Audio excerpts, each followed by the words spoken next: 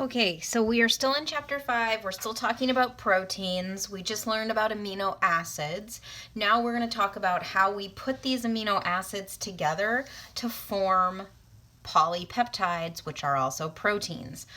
So before we get into that, maybe let's take a few steps forward to kind of see where we're headed, and then we can check each step off as we get there. So proteins have 4 levels of structure.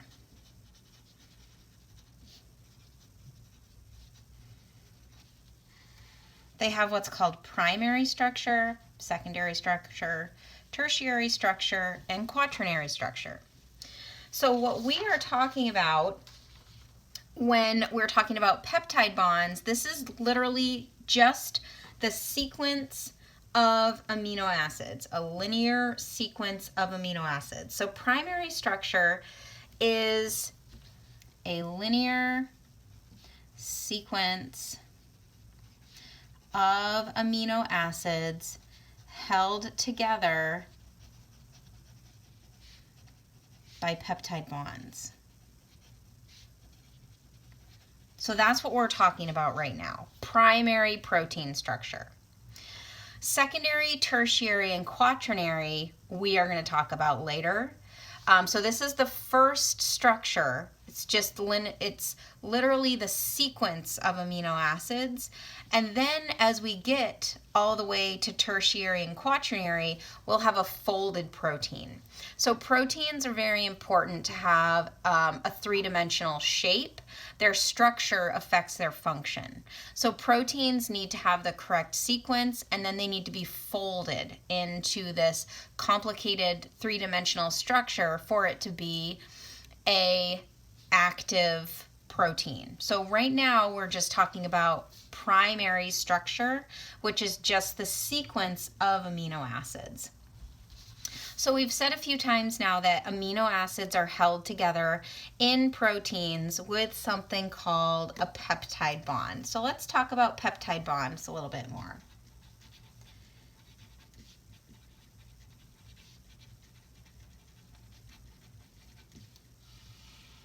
Peptide bond formation. So I'm going to draw 2 amino acids again and show you where the peptide bond is.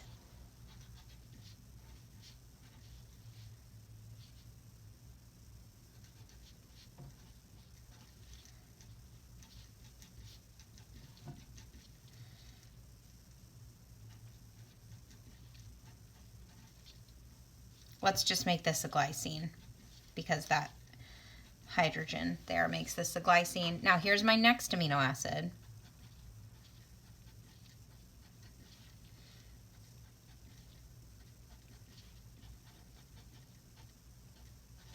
So these are 2 glycines. I'm going to say glycine, glycine. So here's 2 separate amino acid residues. We call them residues.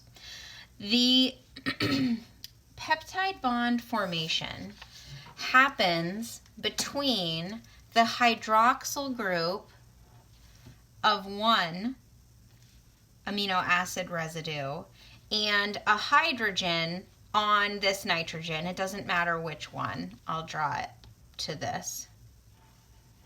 This hydrogen on this nitrogen. So you'll notice we have an OH and an H. This is a water, H2O. This is an example of what's called a condensation reaction. You'll also hear this called as dehydration synthesis in biology. So condensation implies that we're losing water. Dehydration synthesis, same thing. Dehydration, losing water. Synthesis, what we're synthesizing is a bond. We're removing this bond, and now what's going to form is a covalent peptide bond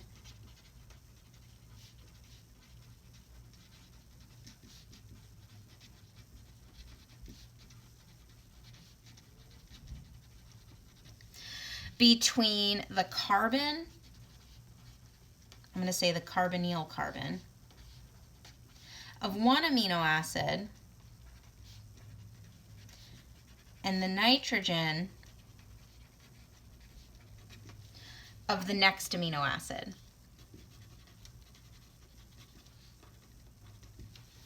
So peptide bonds are between the carbon of one amino acid and the nitrogen of the next amino acid. So I'm going to draw that over here, what we just saw happen.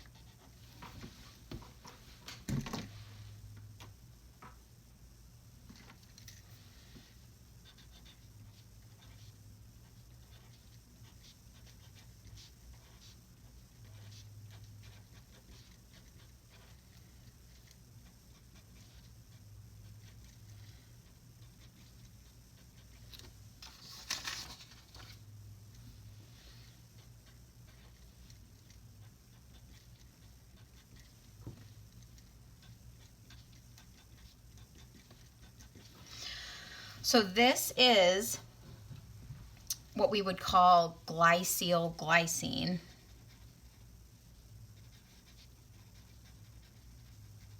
You don't need to worry about that, but when there's two amino acid residues together, you get an eel before the next one. So this would be glycyl glycine. The code would be GG, two glycines next to each other. So this, again, is the first amino acid over here. This is the second amino acid. This right here is the peptide bond that was formed. Peptide bonds are just amide bonds. It's between a carbon of a carbonyl and a nitrogen of an ammonia group, of a amino group. And it's just a special type of amide bond, but we call it a peptide bond when it is between two amino acids. This peptide bond was formed by dehydration synthesis or condensation, whatever you want to say. Now let's think about what type of process this was. Remember, we said all types of chemical reactions in our cells are either anabolic or catabolic. So a catabolic reaction is when we're breaking something apart. Well, we're not breaking any bonds, so this is not a catabolic reaction. This is an anabolic reaction because we're building something. We're starting to build a polypeptide. So what would happen is, and we're going to talk a lot about this at the end of the course when we talk about what's called protein synthesis. So this happens on our ribosomes, which is an organelle in our cells, where we literally build proteins by adding amino acids one at a time to build a long polypeptide chain. This is an anabolic process. It's anabolic because we're going from two smaller things to one bigger thing. Anabolic processes also require the input of energy. This is going to require some energy. It's going to require some ATP, and we're going to see that when we talk about protein synthesis at the end of the quarter. But this is kind of going to be a theme that runs through the course. What's happening here? Are we building something? Are we breaking it apart? Is it going to produce energy, or is it going to require energy? This is an anabolic process. We're building polypeptides. We're building a larger molecule from two smaller molecules. So you should be able to identify the alpha carbons from the carbonyl that is now in a peptide bond with the nitrogen of the amino group. So this right here is the alpha carbon of the first glycine. This right here is the alpha carbon of the second glycine. The alpha carbons are not involved in the peptide bond. The peptide bond is between the carbonyl of one and the amino of the other. So let's take a second and let's say I want you to draw the polypeptide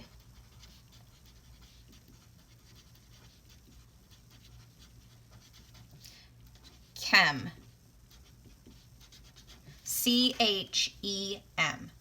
So these are the one-letter codes. C is cysteine, H is histidine, E is glutamate or glutamic acid. It might be called glutamate or glutamic acid in your book. Same thing, same amino acid. And M is for methionine.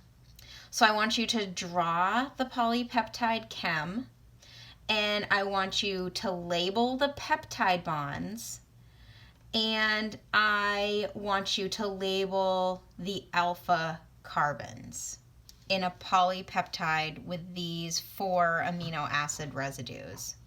So peptide bonds between each of these. So 1, 2, 3. 3 peptide bonds should be there.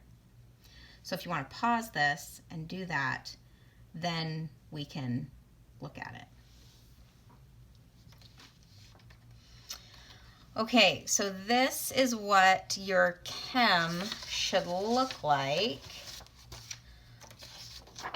See. I made a little mistake right here, and I drew the peptide bond over here between these two, and it should have been over here. So we have cysteine. Here is its R group. I'm going to go ahead and circle the R groups in pink. So here's the alpha carbon of cysteine. There's the R group. Here's the next carbonyl carbon. This is the peptide bond between this carbon and the next one. Here is histidine. Histidine has a big R group. That's the R group for histidine.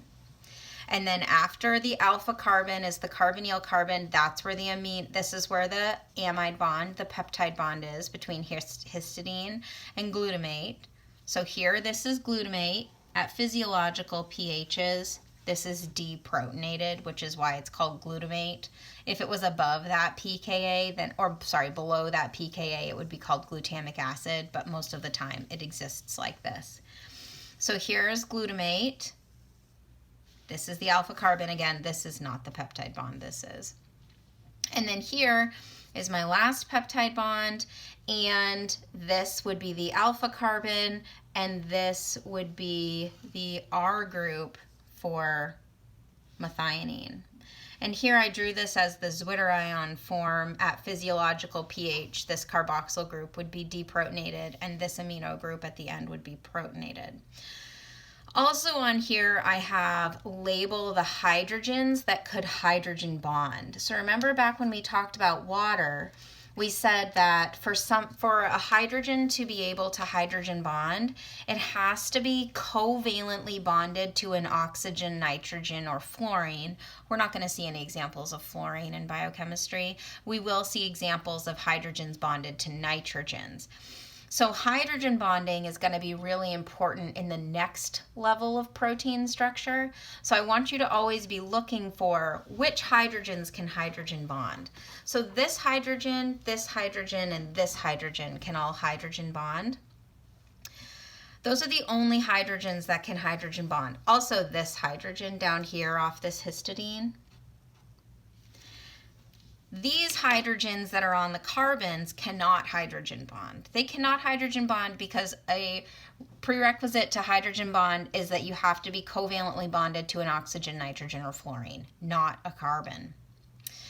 So, also something to notice is that because of steric hindrance, when this amino acid, when these amino acids are being joined, you'll see that these R groups will alternate to be above or below the structure just for steric hindrance, so these big bulky R groups aren't banging into each other.